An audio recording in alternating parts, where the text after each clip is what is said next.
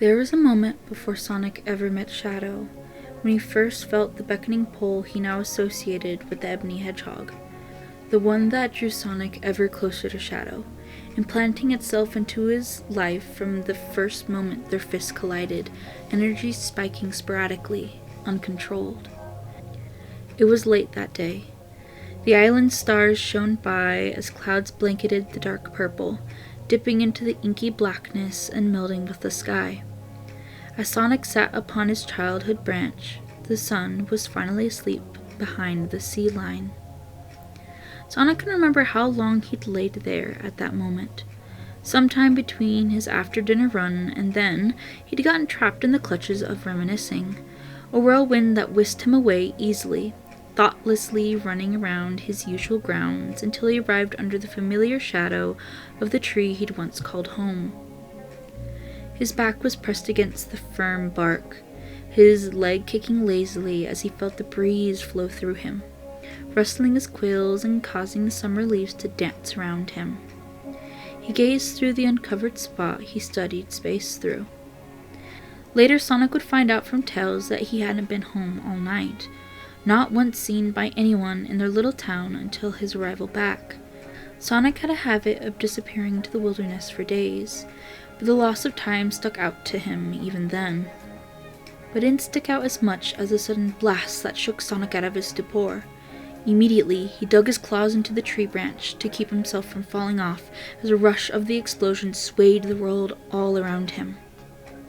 The explosion lit up the world like daytime for a disorienting second, snapping Sonic's eyes to the darkening atmosphere decorated in bright colors and a falling star.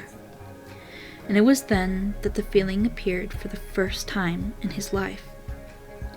The stars shone so brightly and beautifully that he had thought for a moment that he must be dreaming.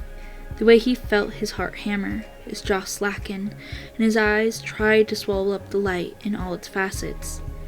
Deep in his chest, he heard something weep, reaching out from his throat and into the night air like a sorrowful hand, answering the fading colors with a building sensation of warmth, familiarity, and desire.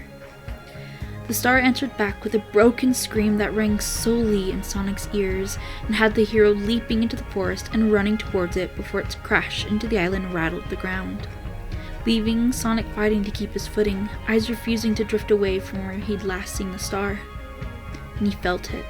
Felt the way his body screamed in time with the smoke that filled the sky, the way he could only feel the anguish, the heartbreak, the air on his back, the searing of the sun, the never-ending pain that threatened to tear him apart over and over and over.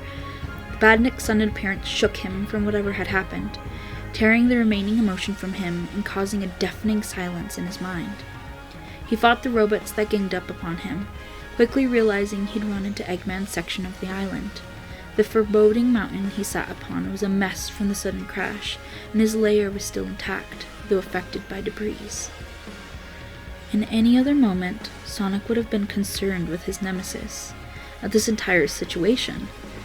But with the sudden silence in his head, all he could think about was the star, fighting to make his way towards it, his heart beating in time with his fists and deadly spin dashes.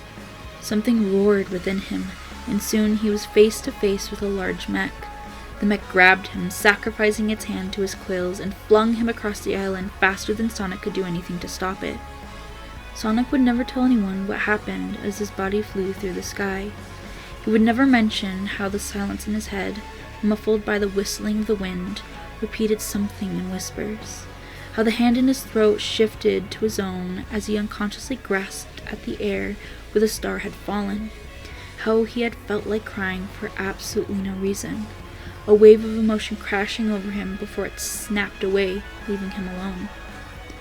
The world returns, and the sights, smells, and the feel of the wind all around him. And suddenly, he was sliding painfully against dirt and sand, with Tails calling his name.